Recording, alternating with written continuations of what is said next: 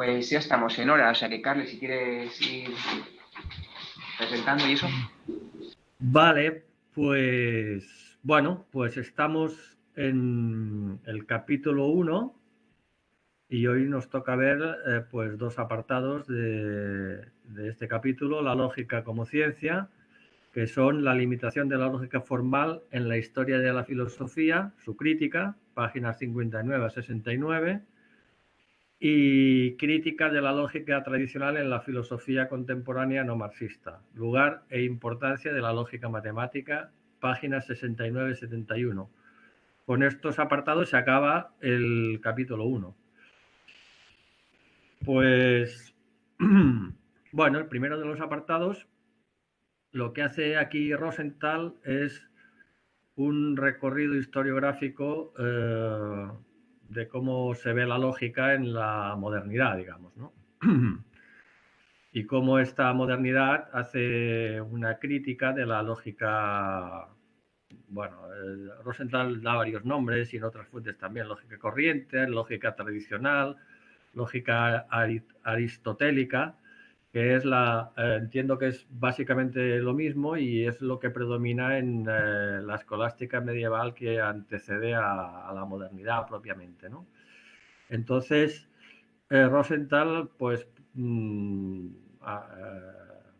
hace este recorrido a través de Bacon, Descartes, Leibniz, Kant, Hegel y el marxismo, ¿no? Un orden cronológico que, como él mismo dice, solo vulnera para mencionar a John Stuart Mill pues, como positivista, ¿no?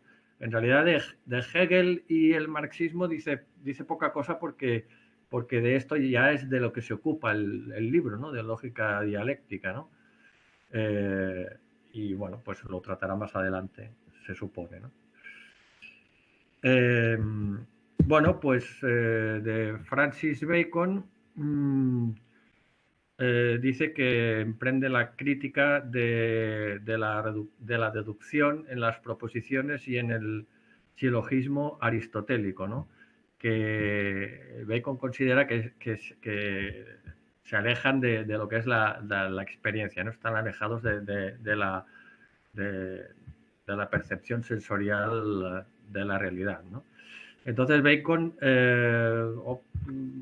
se va al otro extremo, digamos, ¿no? Y enaltece la inducción de manera unilateral en contraposición a la deducción aristotélica, ¿no? Y el método inductivo basado en la experiencia, es decir, en la empiria, ¿no? Entonces, aquí un poco he buscado por otras fuentes el problema digamos, entre el problema de la deducción y la inducción, que es una cuestión que aún no se comprende en según qué ámbitos, ¿no? Y cuál es la solución que da la dialéctica materialista a este problema. Entonces, me he basado, perdón, sobre todo en la dialéctica de lo abstracto y lo concreto, en el Capital de Marx de Ilienkov y en Atanase Joja, ¿no? Su lógica dialéctica y las ciencias, publicados también por las mismas fechas, más o menos, la década de los 60, ¿no? Entonces, según estos autores, la solución de la dialéctica materialista al problema de la inducción y la deducción es que considera la inducción como un momento necesario de la lógica y el conocimiento. Según la dialéctica materialista, la inducción es el momento empírico de la deducción, ¿no? Entonces, a partir de la percepción sensorial de lo particular singular, que está en la realidad empírica, digamos que la inducción extrae los rasgos comunes para la consiguiente elaboración teórica de conceptos generales universales por vía deductiva, ¿no? De manera que en realidad la inducción pura no existe y siempre se da en un marco conceptual previo, ¿no? Y por el contrario, la deducción pura a la margen de la empiria pues tampoco es posible, ¿no? De manera que inducción y deducción se contraponen y se presuponen, ¿no?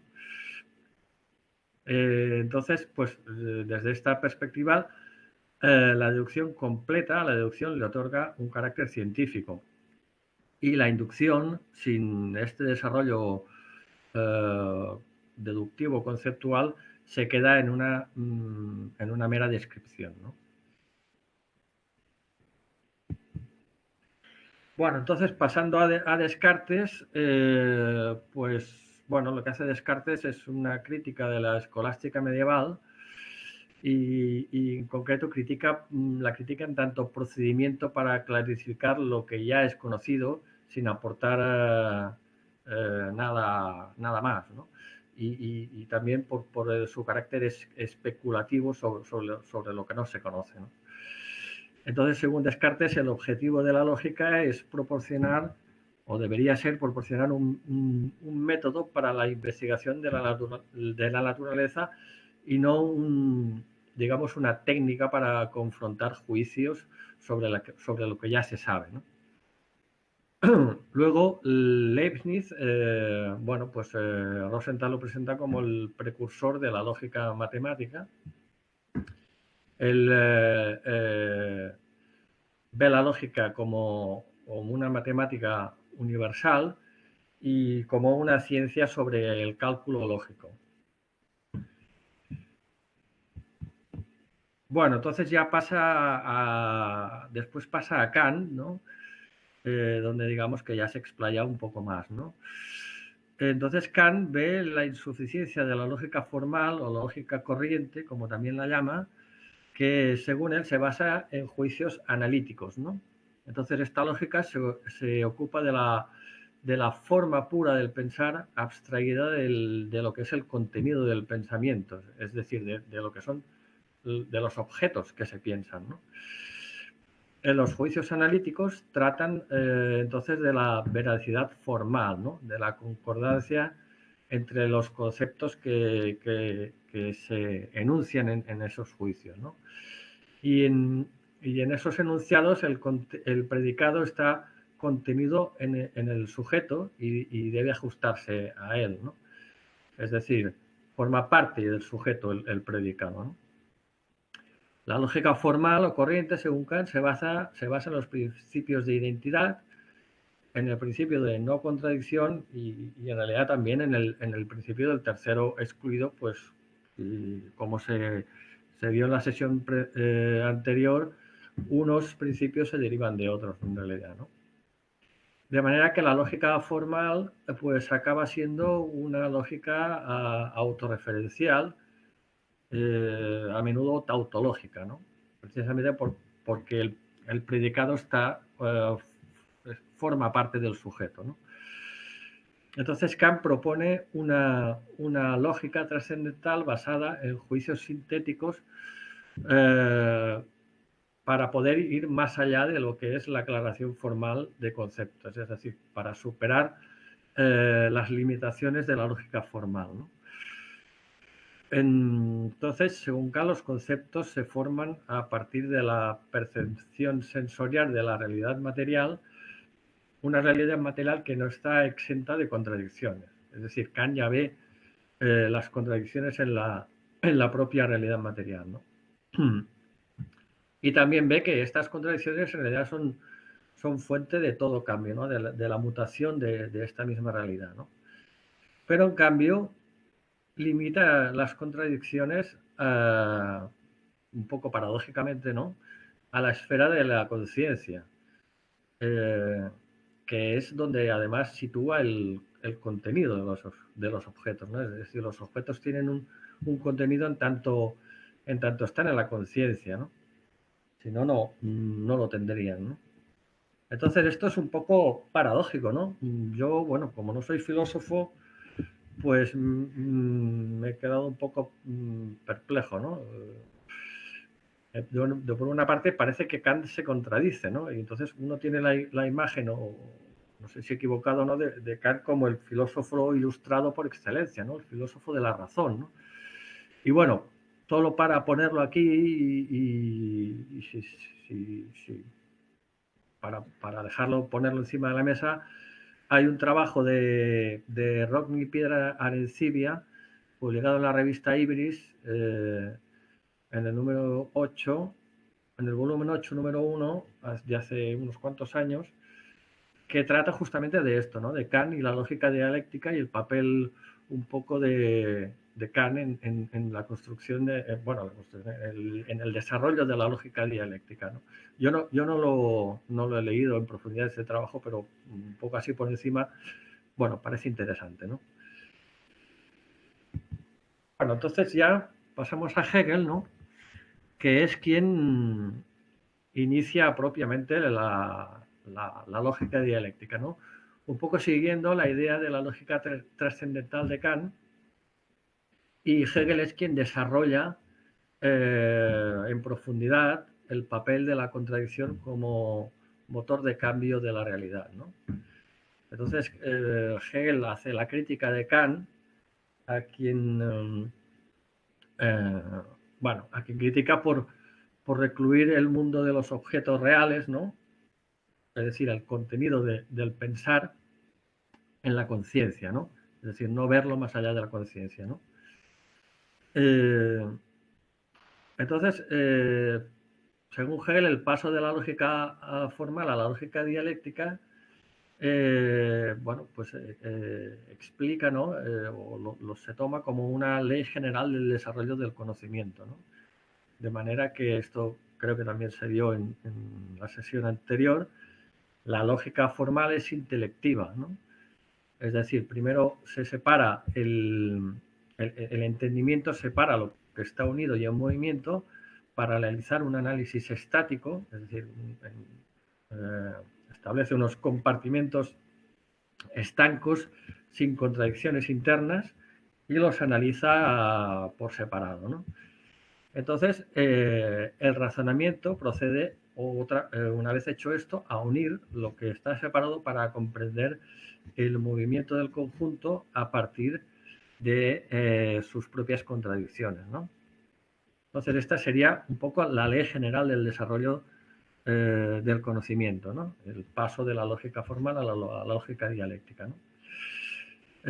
Sin embargo, la lógica dialéctica de Hegel no consigue liberarse por completo del idealismo, cosa que hará la dialéctica materialista marxista, ¿no? Bueno, pues bueno, esto por cuanto al primer apartado que nos tocaba hoy, y el segundo apartado, la crítica de la lógica tradicional en la filosofía contemporánea no marxista, lugar e importancia de la lógica matemática. Pues bueno, aquí en primer lugar Rosenthal recalca que la lógica tradicional se usa de manera consciente o inconsciente en la vida de cada día, ¿no? Es decir, que es algo absolutamente necesario, ¿no? Pero por otra parte, el propio desarrollo de la ciencia, ¿no?, plantea la necesidad de superar esta lógica tradicional, ¿no? Y esto lo ven filósofos no marxistas, quienes destacan la insuficiencia de la lógica tradicional, ¿no? Por ejemplo, Serrous, un filósofo francés, la verdad es que yo no lo conozco. Algunas de las cosas que dice es que la diversidad de los contenidos científicos y sus verdades cambiantes se ajustan mal a los axiomas lógico-formales, que son excesivamente rígidos, ¿no? También que la lógica formal es una lógica descriptiva y que el principio de no contradicción, que es un principio formal, no debe prevalecer sobre la realidad cambiante del hecho, ¿no? Es decir, si los hechos son flexibles y cambiantes, son los principios lógicos que deben adaptarse a esta realidad y no al revés, ¿no? Es decir, aquí Serrous ya está en una concepción materialista, ¿no?, de lo que tiene que ser la lógica y que hay una realidad objetiva a la cual esta lógica tiene que responder, ¿no? Entonces, la filosofía contemporánea plantea dos vías de superación de estas limitaciones de la lógica formal, ¿no?, de la lógica tradicional, ¿no? Por un lado, la lógica matemática o simbólica, que en ella misma es una lógica formal y se rige por las leyes de esta lógica formal, ¿no?, de las que se vieron en la sesión anterior, ¿no? Y por otro lado, la lógica dialéctica, que Rosenthal recalca que no debe entenderse como una suerte de panacea que soluciona todos los problemas. Es decir, la lógica dialéctica no excluye que los problemas de cada disciplina científica en concreto se tengan que abordar pues conforme a la propia realidad de esa disciplina, ¿no? Y bueno, pues también decir que de la lógica dialéctica no dice nada más porque el objeto del libro, ¿no? Entonces, de la lógica simbólica, digamos que yo la he visto como una especie de vuelta de tuerca respecto a la lógica tradicional, ¿no? Es una lógica que aún se abstrae más de la realidad objetual, que es el contenido propio del pensamiento, de manera que opera con símbolos y fórmulas que sustituyen al lenguaje corriente, a las palabras y a las relaciones entre conceptos y juicios, ¿no? Claro, este lenguaje simbólico consigue ser más preciso, pero a la vez también más rígido que el lenguaje corriente, ¿no? Y también ello permite pues, que el pensamiento lógico pueda representarse como cálculo lógico, ¿no? Que es un poco lo que pretendía Leibniz, ¿no?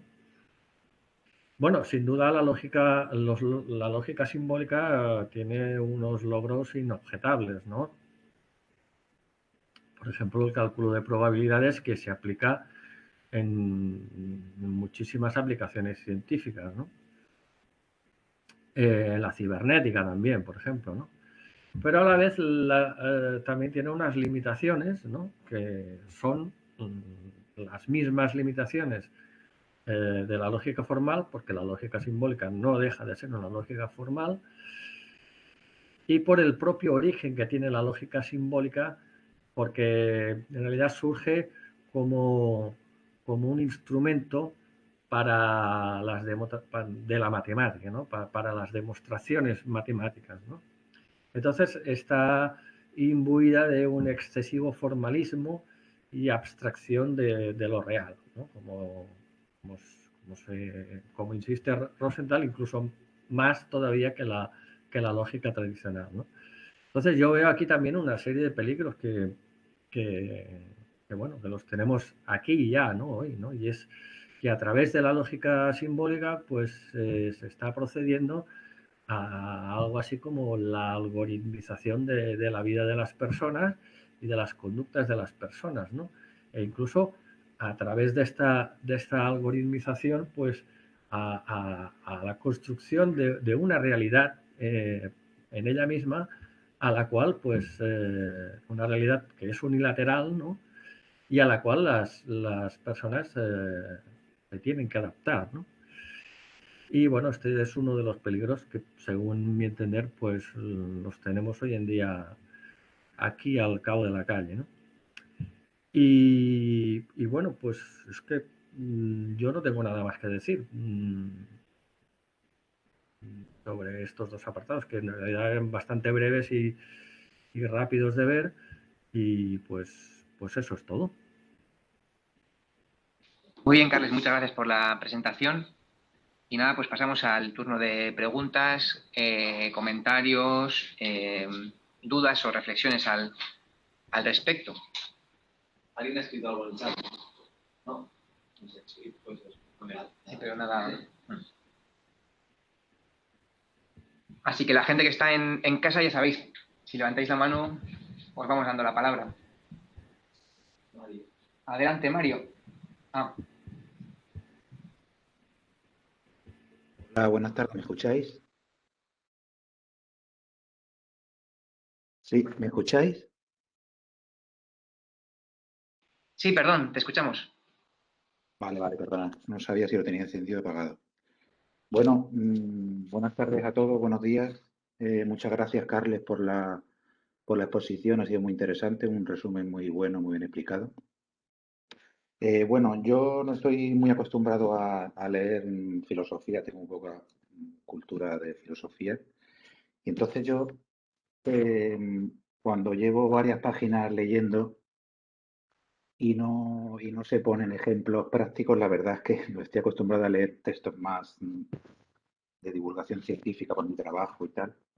Entonces yo quería lanzar algunas preguntas muy sencillas sobre, bueno, pues para compañeros, el que quiera poner ejemplos a lo que pregunto, ejemplos concretos, por ejemplo, dice, por ejemplo, la idea general de el desarrollo de la lógica refleja de manera necesaria el decurso histórico general de los conocimientos científicos. Bueno, a ver si podíais poner algún ejemplo concreto de algún descubrimiento científico eh, que no pueda ser explicado con la lógica tradicional, ¿vale? Algún ejemplo claro y concreto, ¿vale? Otro ejemplo que he echado en falta, no entiendo en la parte de Kant, de la explicación de la filosofía kantiana, en cuanto a los juicios analíticos y sintéticos, ¿vale? A ver si Carles o algún compañero puede poner un ejemplo de juicio analítico, donde el predicado pertenezca al sujeto como algo ya contenido en él, y un juicio sintético donde el predicado se encuentre fuera del sujeto, ¿vale? Y otro ejemplo, Carlos, que me ha llamado la atención, otro ejemplo práctico de la algoritmización de la vida de las personas. Si puedes poner algún ejemplo, dices tú, algoritmización de la vida y las conductas, construcción de una realidad unilateral. Bueno, si puedes poner un ejemplo práctico, te lo agradecería. Muchas gracias. Un saludo a todos.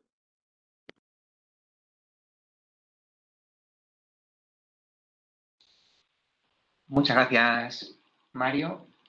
Hay otras manos levantadas, si queréis, pasamos varias palabras y luego recapitulamos. El siguiente es Jorge. Vale, bueno, un par de cosas también muy rápido. Por aprovechar quizá, elegir alguna de las cuestiones de antes, ¿no? Lo de analítico sintético en Kant, según yo lo entiendo, por ejemplo, una afirmación analítica sería un cuadrado tiene cuatro lados. En la idea de cuadrado, en el concepto de cuadrado, se incluye o está, digamos, implícita que esa figura geométrica tiene cuatro lados, y un juicio sintético, pues podría ser, ahora mismo en Coruña está lloviendo, eh, porque requiere, digamos, de observar la realidad y no se puede explicar pues a partir de los propios conceptos que se están utilizando. No sé, tampoco ya digo, no soy experto en filosofía, pero así lo entendí yo. Em, Luego, yo, pues, comentar un par de cosas que me llamaron la atención y un tema con lo de la algoritmización que me resulta interesante. O sea, a mí me llamó la atención, yo no sabía, o sea, no sé si alguien también lo puede aclarar, alguien que tenga más conocimientos, pero yo no sabía que lo que ahora, a día de hoy, se estudia como lógica, más o menos casi siempre, que es la lógica simbólica, era muy reciente. O sea, en mi imagen, los símbolos lógicos actuales, las letras mayúsculas, la flecha y todas estas cosas, eran pues algo que existía, pues no sé si desde Aristóteles, pero de toda la vida, ¿no? Entonces me ha llamado la atención en este capítulo, pues cómo se remarca la idea de que eso que a día de hoy parece que, pues, bueno, es la lógica sin más, es algo moderno en cierto sentido, ¿no? Que, bueno, si alguien lo puede confirmar y ponerle una fecha, pues a mí me resulta muy interesante esta idea, ¿no?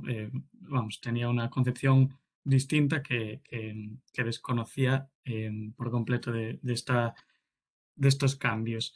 Luego, una cuestión en la que, bueno, ya comenté, creo que fue en el primer seminario, digamos, en el que ya había lecturas, o sea, yo comentaba que una interpretación que a mí me parecía interesante es la idea de que los límites de la lógica pues no son solo, digamos, la idea de devenir, la idea de que el mundo cambia, sino también la idea de complejidad, la idea de que el mundo es complejo y la lógica no puede captar esa complejidad. Y en la página 71, creo que de manera pues, positiva o de acuerdo con el autor, Rosenthal refiere unas palabras de Serrus, pues ya digo, o sea, creo que entendiéndolo como algo razonable, ¿no? Y señala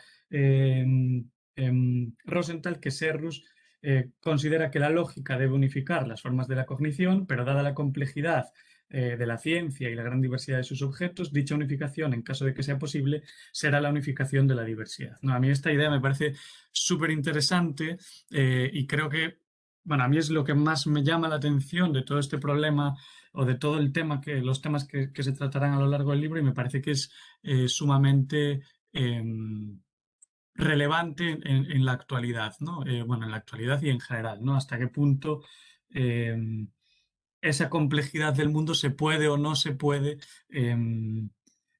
reflejar o comprender o interpretar, conocer en un sentido más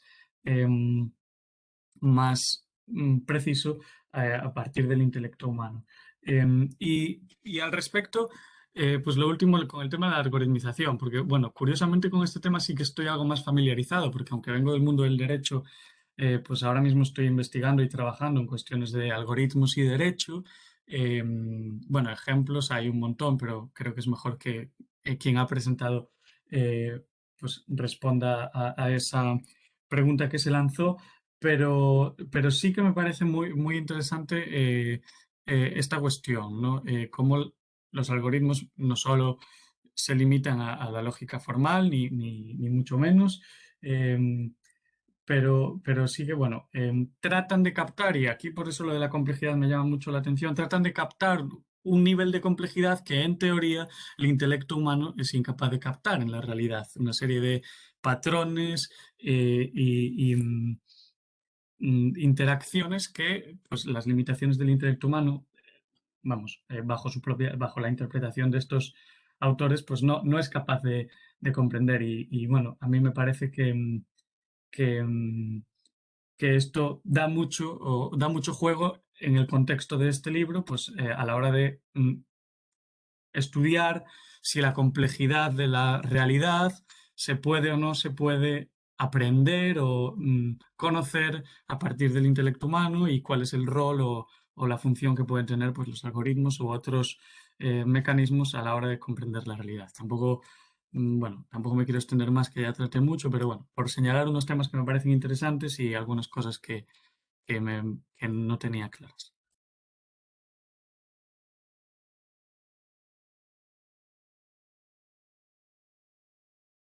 ¿Alguna palabra?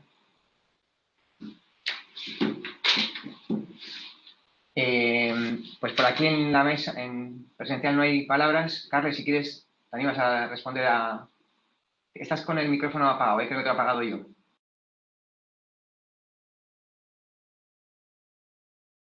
Tienes para activarlo en la parte baja, a la izquierda, creo.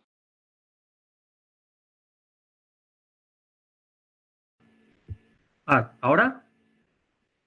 ¿Ahora? Ahora ¿Se sí. oye? Vale. Sí.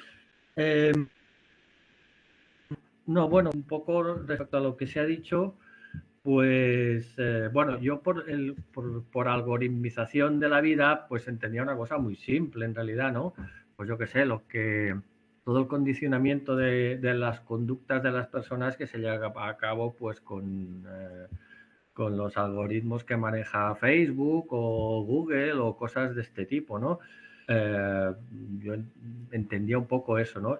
O por ejemplo también, bueno, una disciplina que ha adquirido, bueno, para aquella gente que se maneja en el mundo académico, ¿no?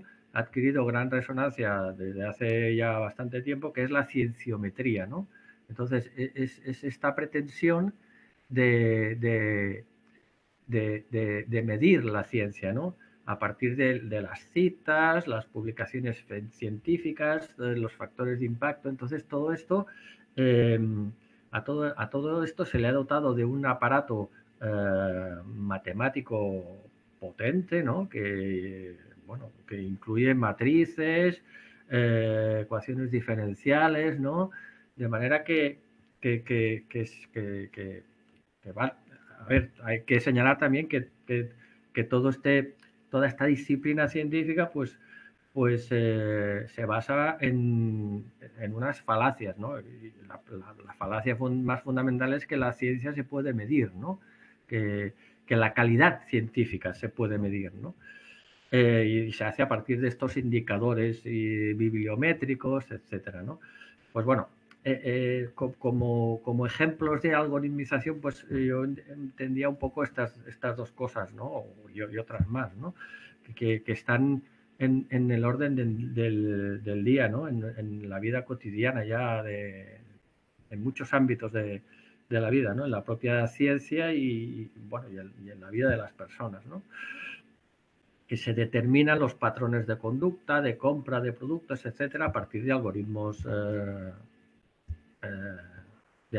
vaya, ¿no? Entonces, respecto a otra cosa que se ha dicho antes, ¿no?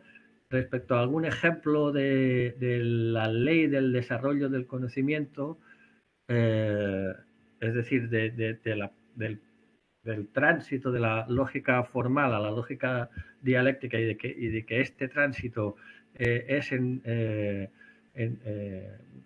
ley del desarrollo del conocimiento, pues que si había algún ejemplo de esto.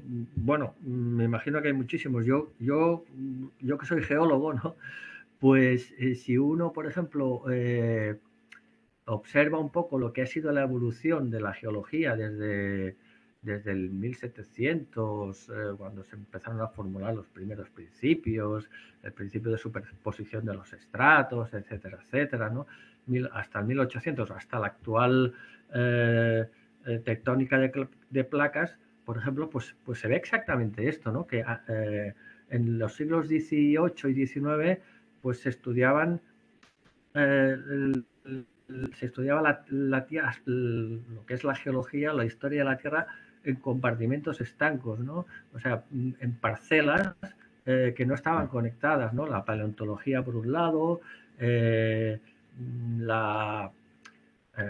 sé, la petrología por otro, ¿no? Y en realidad no es hasta la tectónica de placas en el siglo XX, ¿no?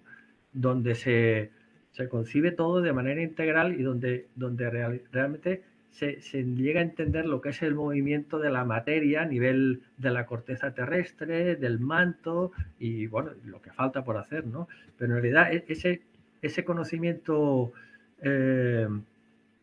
del movimiento de la materia en lo que es la Tierra, ¿no? Pues solo se consigue, y aún ahora parcialmente, pues con la tectónica de placas, ¿no? Y eso sería un ejemplo del desarrollo de esta ley de desarrollo del conocimiento, que primero se pasa de parcelar la realidad fluida, ¿no? De separarla, ¿no? Para su análisis estático, ¿no? Y luego se vuelve a unir, ¿no? Para poder completar ese desarrollo y tener una imagen de cómo se transforman unas cosas en las otras, ¿no? Me imagino yo que, por ejemplo, en biología pasa a 3/4 de lo mismo, ¿no?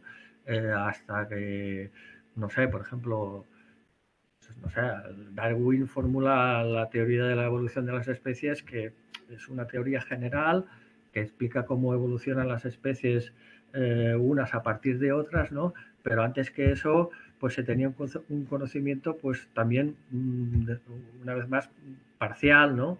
Y se hacía un análisis parcelado de especies o grupos de especies, ¿no? Y no es hasta más adelante pues que se consigue una visión más integral y más de cómo evoluciona la propia biología, ¿no? Pues bueno, estos serían, entiendo yo, dos ejemplos de esta ley de desarrollo del conocimiento que representa el tránsito de la lógica formal a la lógica dialéctica, ¿no? Y respecto a algún ejemplo del juicio analítico, bueno, el compañero de antes ya ha mencionado, y solo decir que justamente lo poco que he podido ver del trabajo de Rodney Piedra también da un ejemplo, no con un cuadrado, pero sí con un triángulo, ¿no? O sea, en este sentido es el mismo tipo de ejemplo, ¿no? Nada más. Muy bien, Carles, muchas gracias. Ivonne tiene levantada la mano. Adelante.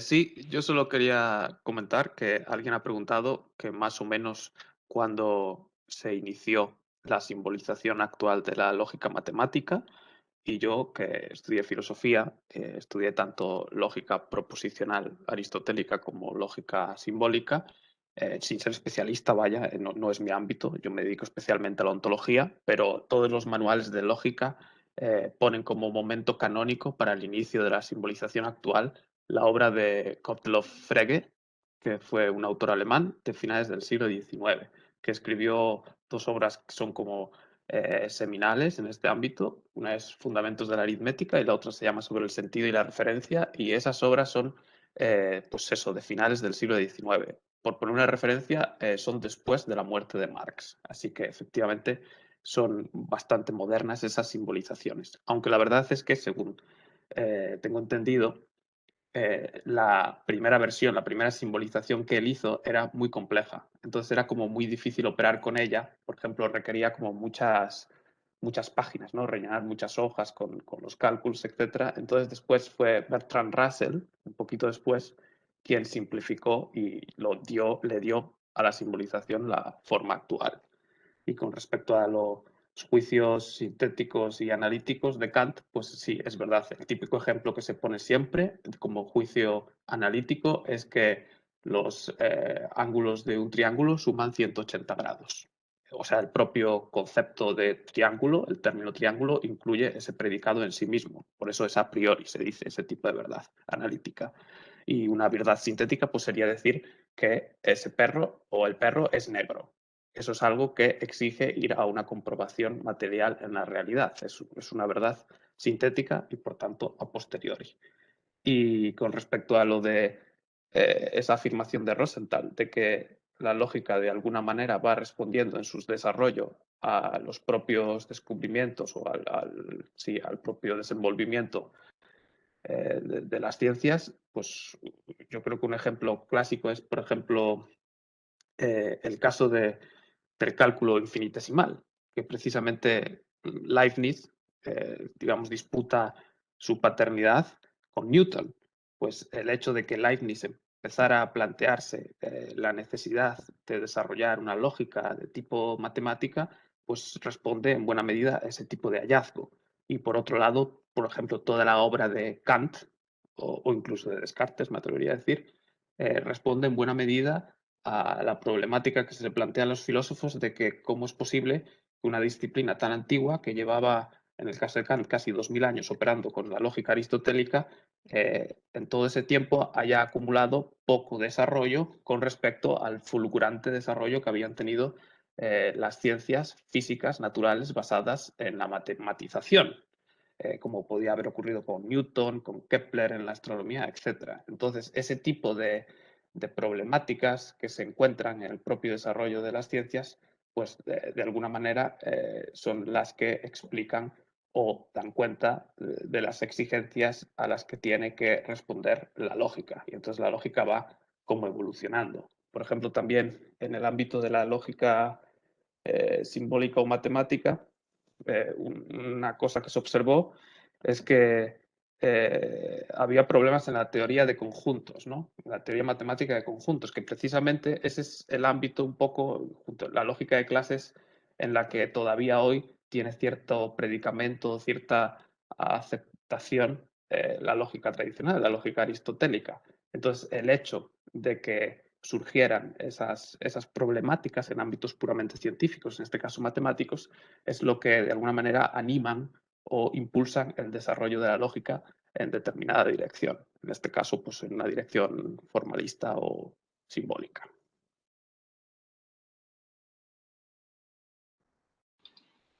Muy bien, Ivonne, muchas gracias. Enrique tiene también levantada la mano.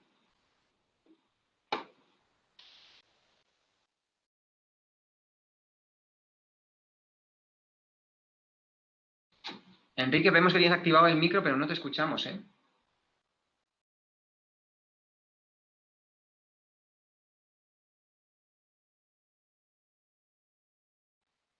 No se te escucha, Enrique, y sin embargo el micro se ve que está activado. No sé si tienes algún problema con tu micro. Y Ahora. yo ya desconecté mi otro para tener el oído. ¿Ahí me escuchan? Ahora sí. Bueno, primero quisiera hacer un comentario sobre la algoritmización. El asunto ahí atañe a un recurso tecnológico que tiene un alto contenido ideológico y que lo que realmente hace es obstaculizar el pensamiento lógico, obstaculizar incluso los elementos de lógica formal que el sujeto tiene. ¿A qué me refiero? Si, por ejemplo, uno consulta Google, Face, eh, un hecho histórico, el hecho histórico, si es una mentira, es considerado como verdad para quien lo lee, puesto que quien lo lee está algoritmizado en términos de que considera que la verdad que está leyendo es la única y real verdadera. ¿Qué quiere decir esto? En las mentes prácticas de los individuos, hoy los recursos tecnológicos hacen que prevalezca la ley del menor esfuerzo. Esto es, consulto una verdad y si la máquina, la computadora, el Face, el Google, Wikipedia me proporcionan ese dato para mí es suficiente. Y entonces, en la vida práctica del lector, está siendo ideologizado. Eso pasa con lo que compras y su supuesta calidad. Eso pasa con las opiniones políticas, con la realidad objetiva misma, ¿no? Evita y viene a obstaculizar esa posibilidad. Ahora, para tratar de explicarme, entrando a los asuntos de la lógica formal, Gramsci lo llama sentido común. Parece ser que en Marx el sentido común es la visión deformada de la realidad, pero en el caso de Gramsci pretende explicar o darle un valor al sentido común como lógica formal en términos de folclore.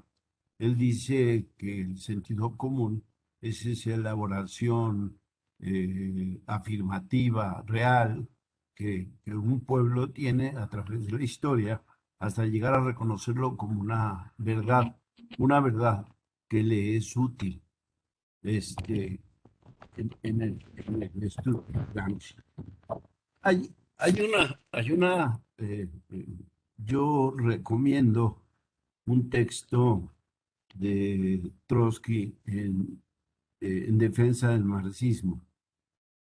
Recordemos que Trotsky en ese sentido él tiene una fuerte polémica con los trotskistas norteamericanos, Sachman y Bunham, y él en defensa del marxismo pone ejemplos para mí muy inmediatos y prácticos para quien comienza en este estudio. Él dice que la ley de identidad tiene un sentido práctico para cualquiera. Digo yo, los niños inician su proceso de aprendizaje de la realidad con la lógica formal, cotidiana. Esto es una mesa, esto es una silla. Trotsky pone el ejemplo del kilo de azúcar. Él dice que para la señora de la casa, el kilo de azúcar es un kilo de azúcar. La ley de identidad. Un kilo de azúcar es un kilo de azúcar. Y si va a la tienda, compra un kilo de azúcar y no repara en que es probablemente el tendero, el abarrotero, le quitó unos gramos o se le pasó en la báscula, que es un poco más. Simplemente es un kilo de azúcar formalmente. Y pasa a explicar cómo esa lógica formal, que es práctica, es cotidiana, es diaria, vivimos con ella, como ley de identidad y de contradicción, lo mismo, lo que no es, no es, y punto. Él dice, no es lo mismo pesar en la báscula precisa y electrónica una determinada cantidad de azúcar para elaborar un componente químico en el laboratorio. Y eso le corresponde al científico, ¿sí? Ahí A no puede ser igual a A. Necesariamente una milésima de gramo viene a afectar el resultado de la investigación. Y ahí ahí la precisión y la exactitud generará un resultado que puede ser contradictorio para eso, para el resultado.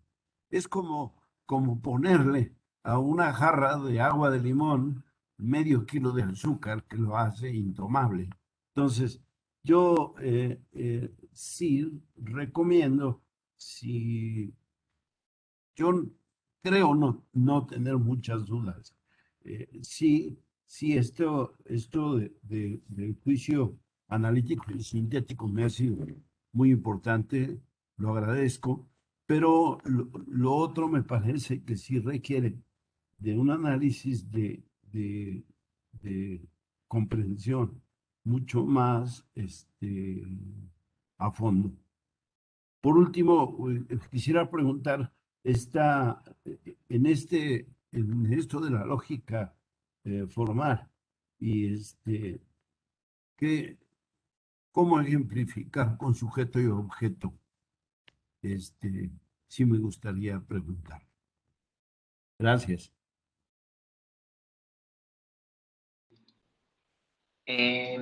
Enrique, muchas gracias. A mí personalmente no me ha quedado clara la pregunta última. Si la pudiese repetir, por si acaso alguien más no la ha quedado clara. Sí, hay una relación, déjame ver dónde anoté, porque voy anotando. El asunto entre en cuanto al predicado forma parte del sujeto en el planteamiento kantiano.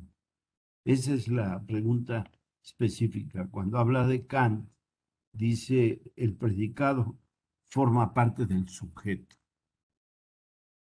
No sé si quedó igual.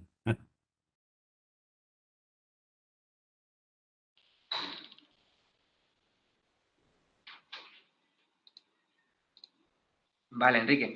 Lo que pasa es que, bueno, es lo que ha explicado ya los dos compañeros, ¿no? Jorge y no me acuerdo, Ivonne, sobre la cuestión de los ángulos y cómo, por ejemplo, en el sujeto triángulo, en la afirmación de que el triángulo tiene 3 lados o que sus ángulos suman 180 grados, eso viene dado ya por el propio sujeto que es el triángulo.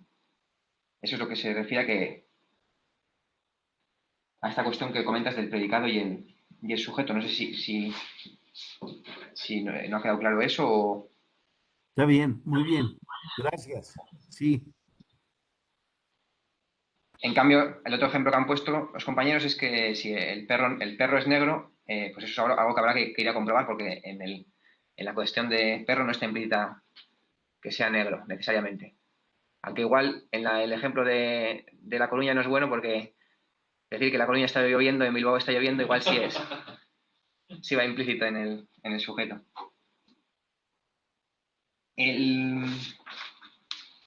Yo quería comentar algunas cosas.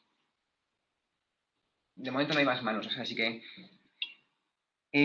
una cosa que me ha llamado la atención, o que me ha resultado curiosa de la presentación, es que a la hora de pensar en la solución dialéctica, ¿no? Materialista dialéctica entre la inducción y la deducción, la idea de buscarla en otros textos. Carles luego nos cuenta si has curioseado también lo que dice el propio Rosenthal, porque Rosenthal luego lo expone en el capítulo 8.3, ¿no? Esta cuestión en concreto. Y esto también quería hacer, o sea, en relación con esto, o con esta cuestión particular como punto de partida, quería hacer reflexión sobre la estructura del texto, ¿no?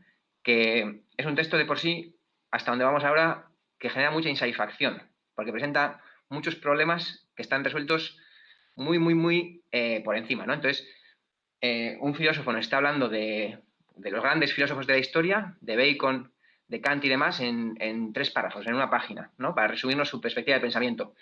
Y claro, nosotros podemos captar las ideas más básicas que nos está transmitiendo aquí Rosenthal, pero no toda la complejidad del problema que están afrontando pues Kant, Bacon y compañía, ¿no? Ni tampoco cómo se soluciona esto desde la dialéctica materialista, porque eso está expuesto en los siguientes capítulos. Entonces, yo sí me gustaría hacer la reflexión de qué es lo que está haciendo Rosenthal en este primer capítulo, que ha sido varias cosas, ¿no? Pero en este último punto nos quería conducir por 2 caminos. El primero era evidenciar que las insuficiencias de la lógica formal no eran un invento marxista, sino que habían tenido un desarrollo histórico en el que la propia filosofía había ido topándose con esas insuficiencias y las había ido resolviendo parcialmente o avanzando en su resolución o en el planteamiento del problema, y ahí es donde hace presentar ese seguimiento por Bacon, Leibniz, Kant, Hegel, únicamente siguiendo la pista de esta cuestión. Claro, por el camino salen muchos problemas de los cuales pues igual solamente se entera en pleno sentido Yvonne, ¿no? De los que estamos aquí. Y el resto intentamos comprender como sea posible. Y todos los problemas, y a su vez, ¿cómo se resuelve esto? Desde la perspectiva de la filosofía marxista, pues va a venir sistemáticamente expuesto, en realidad desde el segundo capítulo. Es el segundo capítulo el que empieza a decirnos qué es en general la dialéctica materialista, y ya el tercero el que empieza a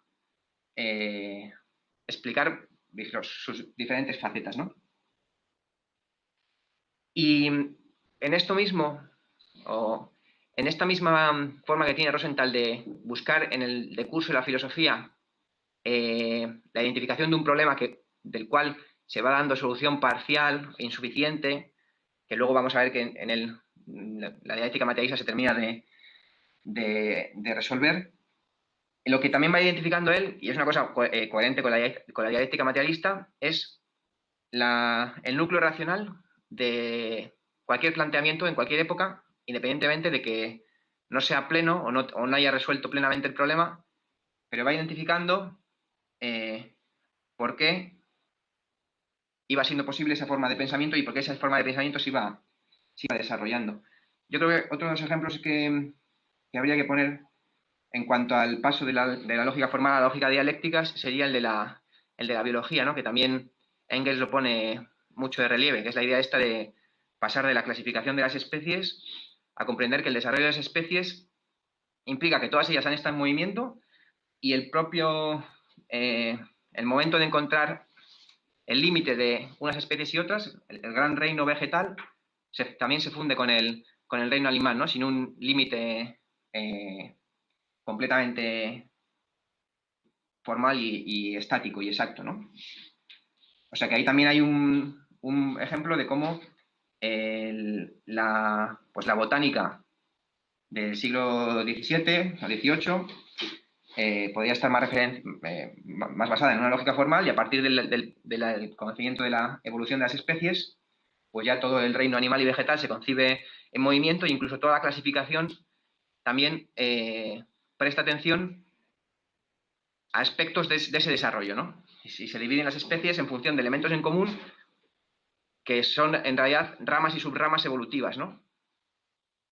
Pues hasta el punto de decir, hay una serie de animales que en su formación producen primero el ano y luego la boca, ¿no? Y de ahí salen toda una serie de especies en base a una distinción tan elemental como esa, que en realidad remite a bifurcaciones evolutivas, ¿no? O la bifurcación entre los peces óseos y los peces cartilaginosos. Bueno, todo esto concebido con los animales en desarrollo.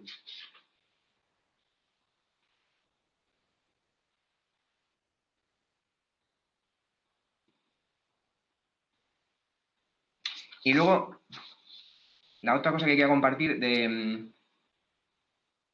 es sobre la pregunta que planteaba Jorge, que había salido en otro momento, y es sobre la cuestión de si el ser humano puede conocer o no puede conocer.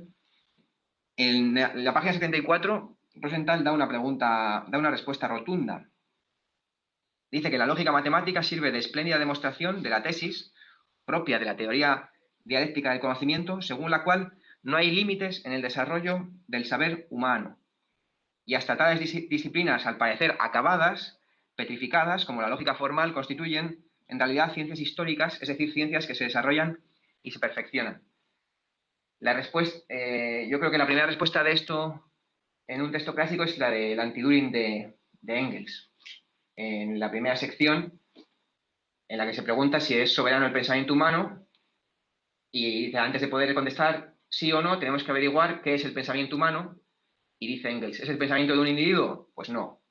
Pero no existe sino como pensamiento individual de muchos, de miles, de millones de hombres pasados, presentes y futuros. Si digo que este pensamiento unificado en mi imaginación de todos estos hombres, incluidos los futuros, es soberano, capaz de conocer el mundo existente, siempre que la humanidad dure lo suficiente y siempre que ni los órganos ni los objetos contengan límites a ese conocimiento,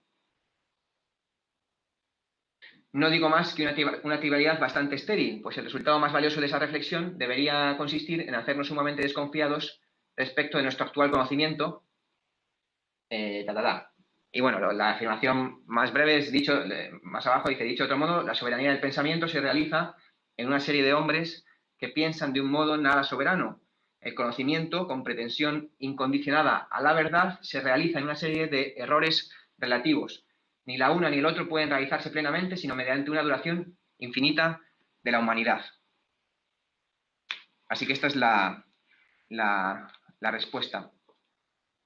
El desarrollo infinito del conocimiento humano, de la creciente capacidad de explicación de la realidad infinita.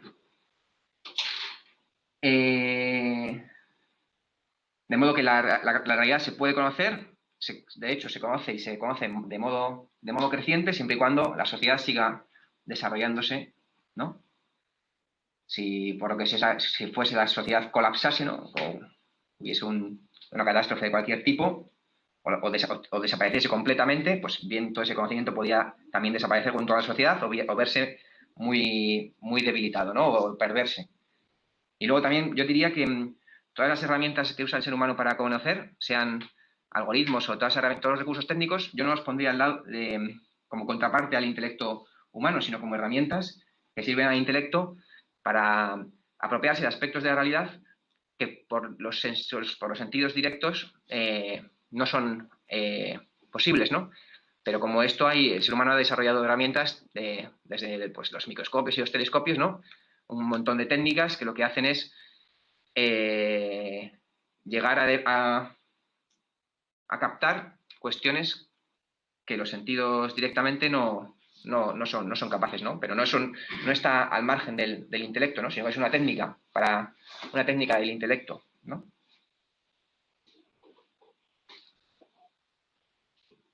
Carles, adelante.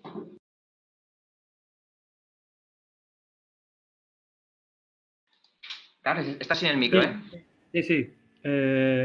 No, solo respecto a lo que comentabas tú de la inducción-deducción, la verdad es que no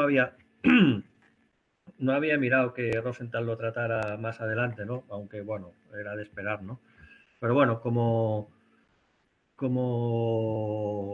es un tema que me sonaba de otras lecturas, pues ya digo, de esta de Ilienkov y la de Atanase Joja, la lógica dialéctica y las ciencias, pues me ha parecido que valía la pena ampliarla, ¿no?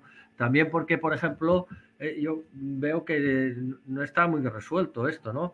No sé, yo pienso, por ejemplo, en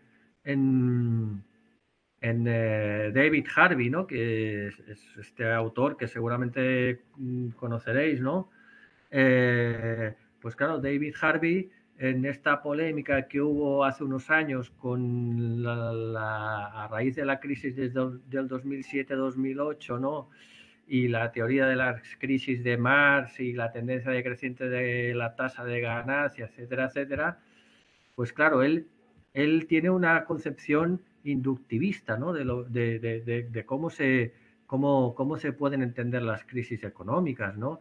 Claro, él las ve como cosas absolutamente contingentes, ¿no? Llenas de multicausalidades, ¿no? Y entonces la única manera de acceder a la comprensión de las crisis económicas es pues estudiando cada crisis en particular con todos sus avatares, ¿no? Y trazando, pues eso, los rasgos comunes, ¿no? Y estableciendo, pues, una especie de descripción general. Entonces con que es básicamente muy resumido, ¿no? Un método inductivo, pues claro, no se va más allá de eso, no se va más allá de lo que es una mera descripción del fenómeno que se estudia, ¿no? En este caso las crisis económicas, ¿no? Y bueno, evidentemente esto no tiene nada que ver con la visión de Marx del fenómeno de las crisis, ¿no? No es la aproximación a las crisis económicas que hace Marx, ¿no? Pues simplemente comentar esto, ¿no? Y luego yo tenía una pregunta, pues me sabe mal a Ivonne, que es el filósofo y lo siento, le van a caer todas las preguntas a él, porque también de leer cosas por ahí, la lógica combinatoria, ¿no? O sea, es un tipo de lógica matemática, pero, o me parece entenderlo, pero ¿cuál es la diferencia? O sea, o lógica simbólica, pero ¿qué características específicas tiene, ¿no? O es algo así como lo que hemos visto antes, ¿no? Que más o menos lógica tradicional, lógica clásica, lógica aristotélica se puede entender, o lógica corriente como lo mismo, ¿no? Pues si también este es el caso para la lógica simbólica, lógica matemática, lógica combinatoria, o qué particularidades hay entre ellas, ¿no? Pues esta es una pregunta nada más. Tenemos aquí una participación en la presencial. Sí, antes, al principio alguien ha hecho una pregunta que no me acuerdo quién era, que decía de poner un ejemplo respecto a si se pueden, no sé si me están escuchando de casa o no. Sí. Vale, respecto a si podría poner un ejemplo de que hay muchos avances científicos que no se pueden comprender sin un pensamiento dialéctico, ¿no? Y respecto a esto yo creo que no hay que remontarse, o sea, no hay que venir ni siquiera a los descubrimientos científicos ni nada, sino que ya el propio Engels en distintas obras está explicando con diversos ejemplos esto, por poner un ejemplo, ¿no? Él está explicando, por ejemplo, en Dialéctica de la Naturaleza, que frente a descubrimientos científicos que responden a necesidades mecánicas primarias del ser humano en sus primeras etapas del desarrollo, como puede ser el movimiento de cosas mecánicas, etcétera. Ella dice que ya ni siquiera la formación del sistema solar, algo tan básico como eso, que ya para nosotros ya queda un poquito más atrás, se puede comprender sin la lógica dialéctica, ¿no? Que es la propia ciencia natural de estos descubrimientos, que si no busca espacios de desarrollo y explicativos para estos fenómenos, pues no lo puedo comprender. Ahora bien, de todos modos, la pregunta que ha hecho el compañero creo que es una recomendación buena. A este aspecto, un vídeo, un curso que realizó la Asociación Cultural Volver a Marx sobre Engels, que hay una sesión que se dedica específicamente a la dialéctica de la naturaleza e intenta integrar pues otros aspectos de las ciencias modernas, como por ejemplo puede ser la categoría de información, la teoría del caos y la complejidad, hasta la dialéctica materialista, que está disponible en YouTube, así que si tiene más interés, yo creo que sería buena recomendación. No sé si David... No, le voy a poner en el chat. Vale. Y luego, a mí personalmente me pareció interesante lo que estaba comentando Rosenthal en este primer apartado, que había que comentar hoy, sobre el carácter historicista precisamente del desarrollo de la dialéctica, ¿no? Porque, o sea, muchas veces me da la sensación de que, bueno, pues hay gente que dice, no, la dialéctica formal o kantiana es mala y dice representar, bueno, no, los marxistas no podemos decir que esto es malo porque sí. O no podemos decir que Hegel, no podemos utilizar a Hegel porque sí, sin someterlo a una crítica marxista. O ni siquiera podemos obviar a Hegel, ¿no? Y me parece que precisamente ese carácter historicista es muy relevante el estudio de todo el pensamiento lógico. Si se quiere precisamente, pues eso, adquirir un pensamiento socialista científico o con pretensiones revolucionarias, que no sea, como decía Hegel, intelectivo, ¿no? Que no es esto lo mío y no puedo estudiar esto sin haber estudiado de dónde viene y a dónde va. Y bueno, ya con el ejemplo de que Lenin pues está recalcando constantemente la idea de estudiar a Hegel.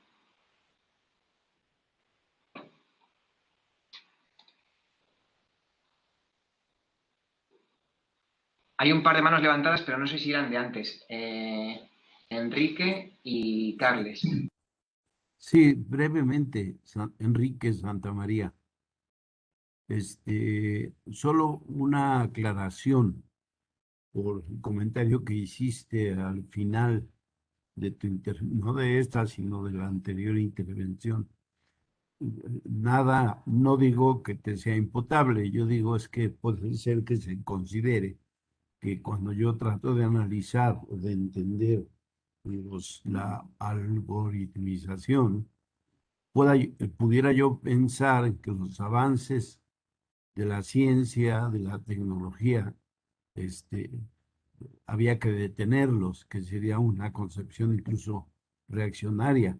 Yo creo que ahí lo que hay que considerar, cuando yo dije que son utilizados ideológicamente, es en manos de quién está el manejo de estos recursos técnicos y sobre todo en el margen, en la comunicación, en el ejercicio de la comunicación.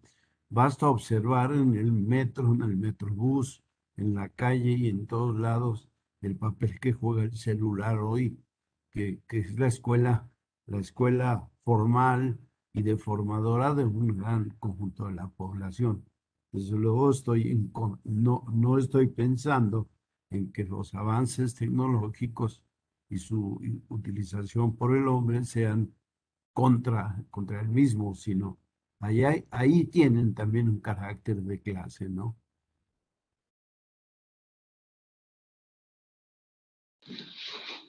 Muy bien, muchas gracias, Enrique. Pues entonces, la siguiente mano es la de Carles. No, yo la tenía, es de lo de antes, ¿no? La única, es lo que he comentado antes sobre la inducción y la deducción y sobre la cuestión esta de la lógica combinatoria, que no sé si alguien puede aclarar en qué consiste. Ya está. Vale, perfecto, sí, está Ivonne con la mano levantada, así que será para eso. Adelante, Ivonne. Sí, yo lo único que puedo aportar al respecto, porque, insisto, yo no soy especialista en lógica, pero con toda seguridad eso de la lógica combinatoria forma parte de lo que normalmente se llaman las lógicas extendidas. Es decir, claro, la lógica formal, tal y como la entiende el mundo clásico, la lógica de Aristóteles y después toda la Edad Media, etcétera, se basa en unas relaciones entre una proposición mayor, una proposición menor, mediadas por un término medio y relaciones atributivas entre sujetos y predicados, que de esta manera, digamos, son muy simples. Pero de hecho, en el texto de Rosenthal, en la página 75, en el segundo párrafo, él hace referencia precisamente a esto.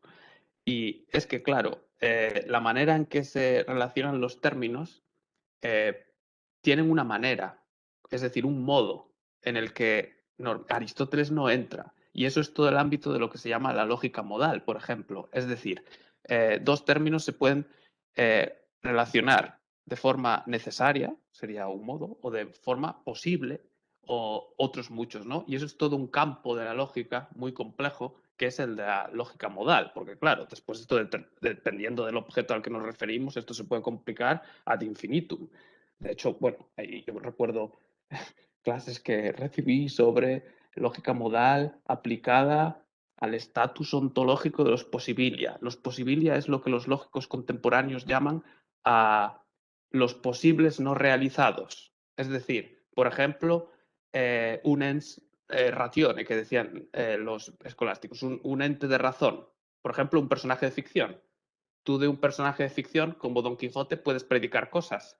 Es decir, Don Quijote era un caballero de la Mancha y era alto y delgado. En cambio, Sancho Panza era bajito y rechoncho. Vale, eso tiene valor de verdad, porque respecto al conjunto de descripciones definidas que diría Russell del nombre Don Quijote, pues es verdadero. Pero claro, esto aún se complica más. Por ejemplo, existe algo que se llama la lógica polivalente o la lógica plurivalente. Es decir, es un tipo de lógica que no acepta que haya solo dos valores de verdad, es decir, verdadero y falso, sino que hay otros muchos posibles. Claro, otro campo en el que esto se complica muchísimo. Por ejemplo, en este ámbito destacó alguien que nombra Rosenthal en su texto, que es Tarski, Alfred Tarski, el matemático polaco, que sobre todo es muy conocido por una definición simbólica formal de la verdad, que es la llamada convención de Tarski, ¿no? Que dice que si P, entonces Q. Que esto así dicho simbólicamente parece muy raro, pero viene a decir que, por ejemplo, la proposición la nieve es blanca es verdadera solo y si efectivamente en el mundo real la nieve es blanca. O sea, es una teoría ¿cómo se dice? Adecuacionista de la realidad. Es una teoría de la correspondencia. Es uno de los muchos tipos de teorías de la verdad, porque eso es otra, ¿eh? Al margen de lógica clásica, lógica contemporánea, simbólica o proposicional, las teorías de la verdad difieren.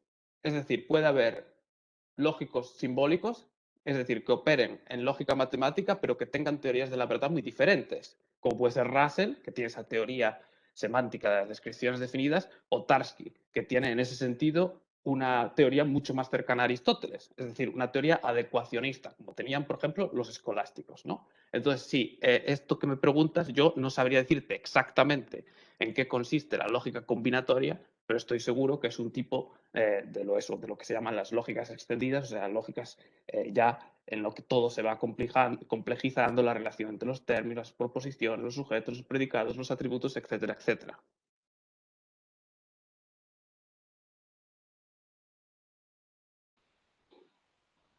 Muy bien, Iván, muchas gracias. ¿Alguien más por aquí presencial? ¿Hay alguien más en online que quiera replantear alguna cosa? ¿Algo que no haya podido quedar claro o nuevas reflexiones? Bueno, pues si no hay más comentarios, me parece interesante revisar el índice del capítulo primero, en el cual hemos visto que la lógica es la ciencia que estudia el desarrollo histórico del pensar, que el pensamiento humano no viene dado, sino que se desarrolla históricamente con el desarrollo de la propia sociedad.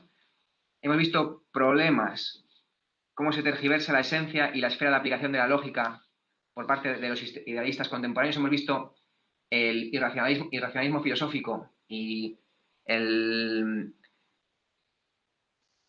desapego de la razón y la impotencia de la razón que se desarrolla a nivel ideológico en la fase imperialista, ¿no? Porque justo la burguesía como clase dominante, en contraste a cuando se desarrolló en el seno del feudalismo y que tenía que basarse en la razón para imponer su superación del modo de producción feudalista, ¿no? Una vez que está el capitalismo desarrollado en su fase imperialista, pues la burguesía desarrolla formas de pensar que se oponen a la razón de una u otra manera, ¿no?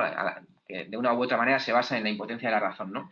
Y frente a eso es el marxismo, como expresión teórica del movimiento obrero, retoma la razón como arma ideológica. Y aparte de esto, hemos visto algunos aspectos de por qué hay que pasar de la lógica formal a la lógica dialéctica, aunque esto también se va a abordar después. Entonces hemos estado ante un gran capítulo como, digamos, de presentación de todos los problemas por los cuales hemos de dominar la lógica dialéctica, ¿no? Y de momento no hemos estado más que ante eso, ante un montón de problemas que de un modo u otro nos conducen a la necesidad de dominar lo que empezamos en el siguiente capítulo. Y el siguiente capítulo son el doble de páginas que esta vez, así que para que nadie le pille desprevenido y se haga la lectura con tiempo. Así que nada, muchas gracias por todas las aportaciones, que como siempre han enriquecido mucho, y nos vemos en 15 días.